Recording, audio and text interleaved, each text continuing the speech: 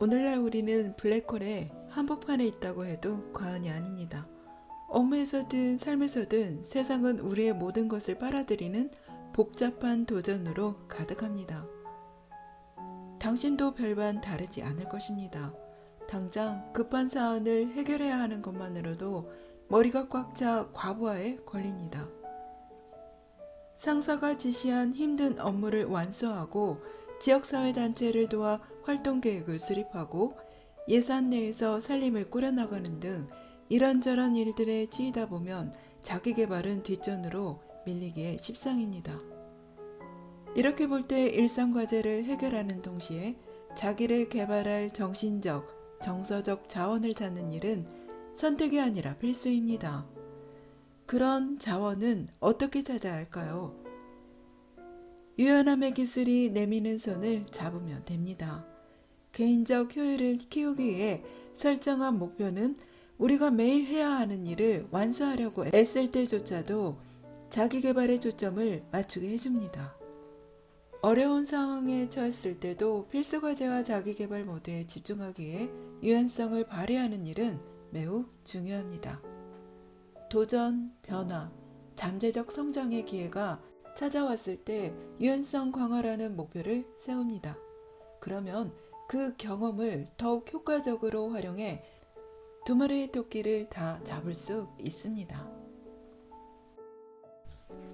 유연성 강화 목표는 당신이 개선하고 성장시키고자 하는 영역에서 시작됩니다. 많은 사람은 피드백처럼 유연함의 기술을 활용하는 계기가 되었던 특정 경험을 유연성 강화 목표로 삼습니다. 더 나아지고 싶다는 일반적인 성장 욕구 때문에 유연성 강화 훈련을 시작하는 사람도 있겠지만 이제부터는 더 구체적인 유연성 강화 목표를 설정해야 합니다.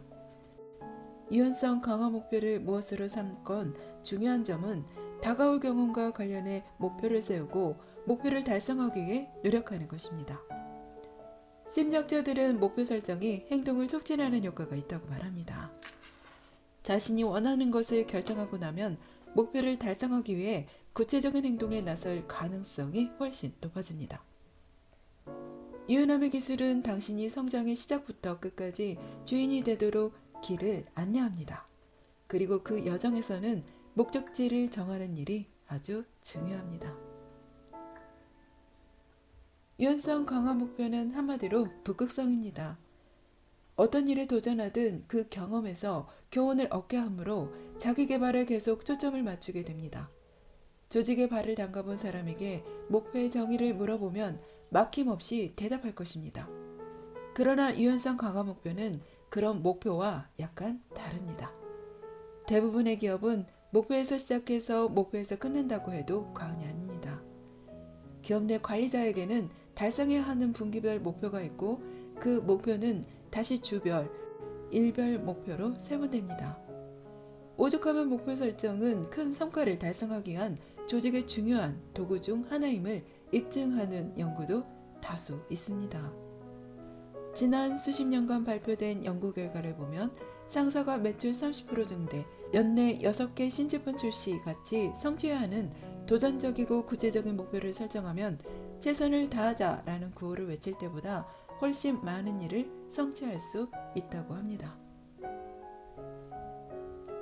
오늘날에는 관리자가 스마트 목표를 설정해야 한다는 말이 사회 통념이 되었습니다. 스마트 구체적, 측정 가능한, 달성 가능한, 현실적, 명확한 기간의 준말입니다.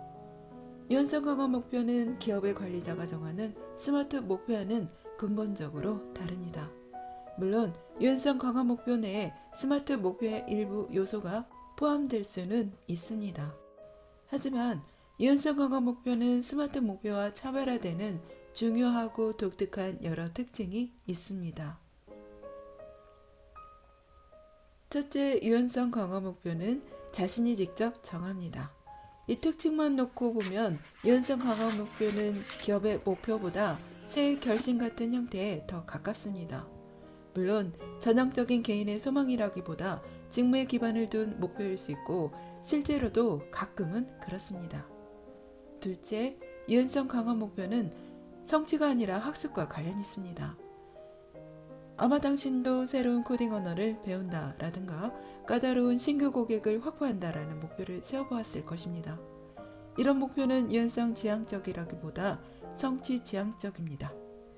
또는 당신의 개인적인 목표가 조직에서 부여한 목표와 중복될 수도 있습니다. 유연함의 기술은 당신이 일터, 가정, 지역, 사회 조직에서 무언가를 성취하는 동시에 개인적으로도 무언가를 배울 수 있다는 전제에 뿌리를 둡니다. 다시 말해 유연성 강화 목표는 구체적인 직무나 그 직무를 수행하는 더 나은 방법과 관련해 배워야 하는 것은 전혀 고려하지 않습니다. 유연성 강화 목표는 당신 자신, 더 나아가 당신의 개인적 변화와 성장을 위해 배워가야 하는 무언가 관련이 있습니다. 동네 아저씨같이 친근한 사람이 되고 싶다는 비에르 목표가 좋은 예시라고 할 수 있습니다. 경영자를 대상으로 워크숍을 개최했을 때 유연성 강화 목표를 이렇게 설명하곤 합니다. 당신이 반려견의 눈에 비치는 모습처럼 되려면 무엇을 어떻게 해야 할까요? 반려견은 주인의 모습을 모든 면에서 완벽하게 생각하며 흠모의 눈길로 쳐다봅니다. 유연성 강화 목표를 세운다는 말은 완벽하지 못한 당신의 여러 측면을 인정하고 그중 하나를 집중적으로 개선하겠다는 뜻입니다. 자기 설정 학습 목표를 비중 있게 다룬 경영 서적도 심리학 연구도 없습니다. 경영학계는 스스로 성취 목표를 설정하는 것이 회사가 목표를 설정해 주는 것보다 나은지, 그런 성취 목표가 어떤 식으로든 동기를 부여하는지를 밝혀내는데 주력합니다. 이유는 뻔합니다. 그들의 최대 감신사는 직무 성과 향상일 테니 말입니다. 심리학자들도 성취 목표를 중점으로 연구한다는 점에서 경영학자들과 대동소이합니다. 최근까지도 경영학과 심리학에서는 자기 설정 학습 목표의 작동 원리를 면밀히 파헤치는 연구를 철저히 외면해왔습니다. 하지만 유연함의 기술은 그런 작동 원리에 주안점을 둡니다. 최근에는 학습 목표의 중요성을 주목하는 연구가 하나둘 등장하기 시작했습니다. 직무가 단순할 때는 구체적이고 도전적인 성취 목표를 설정하면 목표가 바로 동기가 되어 줍니다. 그렇다면 복잡한 직무는 어떨까요? 다수의 연구 결과를 보면 직무가 복잡할 때는 학습 목표를 정하는 방법이 수행 능력과 성과를 크게 높이는 비결이라고 합니다. 심지어 한 연구에서는 직무 수행 능력과 성과를 끌어올리기 위해 최소 6가지 이상 전략과 학습 목표를 세우라고 권합니다. 개인적인 목표를 설정하고 추구하는 일은 고대 모험 서사부터 현대 소설에 이르기까지 문학작품의 소재로 사랑받아왔습니다. 반면 심리학계는 겨우 최근 들어서야 사람들이 왜 목표를 설정하고 어떻게 목표를 선택하는지 연구하기 시작했습니다. 때로는 우리가 꿈꾸는 미래, 즉 환상이 목표로 둔갑합니다. 가령 용감하거나 개방적이거나 강인하거나 커다란 영향력을 발휘하는 사람이 되고자 하는 희망이 목표라는 형태로 구체화됩니다. 이런 유형의 목표는 무언가를 향해 나아가고자 하는 욕구가 견인합니다. 반면 현재의 고통에서 탄생하는 목표도 있습니다. 용감함, 개방성, 힘, 영향력 같은 특정 성격이 결핍되었을 때 고통을 느끼고 그것을 채우는 것이 목표가 된다는 이야기입니다.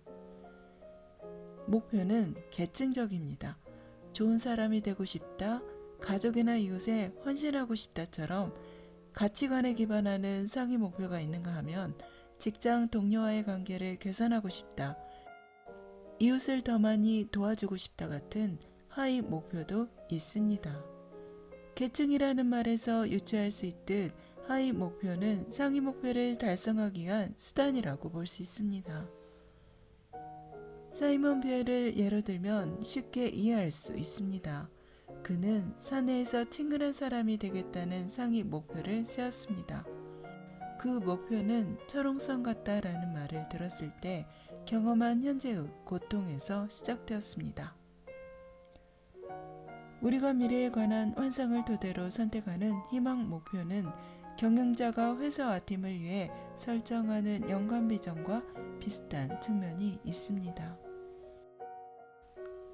비전을 세세하고 구체적으로 제시하는 관행이 징거맨스가 지금껏 이룬 모든 성취의 핵심이라고 생각합니다. 오늘날 징거맨스에서는 새로운 프로젝트를 시작할 때 주의 고하를 막론하고 가장 먼저 자신이 만들고 싶은 미래를 구체화해야 합니다. 웨인즈 웨이그가 청년들에게 들려주는 조언의 징거맨스 철학이 잘 드러나 있습니다. 자신이 바라는 미래를 생생하게 표현하지 못하면 그 꿈은 이루어지지 않습니다. 아리 웨이즈 웨이그의 이 말에는 세상의 어떤 이치가 정확히 담겨져 있습니다. 진정으로 변하고 싶다면 자신이 바라는 미래를 상상하는 것이 성패를 좌우합니다. 그리고 웨인즈 웨이그는 이 조언의 한마디를 더 덧붙이고 싶었을 것 같습니다. 그 미래를 글로 적어 생명력을 불러넣어라. 그런데 이때 주의할 점이 있습니다. 어떤 표현을 사용하는지가 매우 중요합니다. 상상력과 연상작용을 자극하는 표현일수록 상상하는 미래의 이미지가 생생할수록 설득력도 커집니다. 비전을 현실로 만들려면 영감을 고치어야 합니다. 집을 지어본 사람이라면 무채색의 비전과 생생하게 그린 비전의 차이를 압니다. 이는 흑백의 단조로운 주택 평면도와 컴퓨터 그래픽을 이용해 입체로 보여주는 컬러 설계도의 차이와 비슷합니다. 흑백 평면도는 기본 데이터를 제공할 뿐이지만 입체 컬러 설계도는 완공된 주택을 향한 깊은 열망을 불러일으킵니다. 그리고 이런 열망은 커다란 동기가 됩니다. 최고의 기업 리더는 어떤 비전을 수립해야 하는지 잘 알고 그런 비전을 수립하는데 달인입니다. 비전은 당연히 긍정적이어야 합니다. 또 자신이 만들고 싶은 회사가 어떤 모습인지 구체적으로 설명해야 합니다.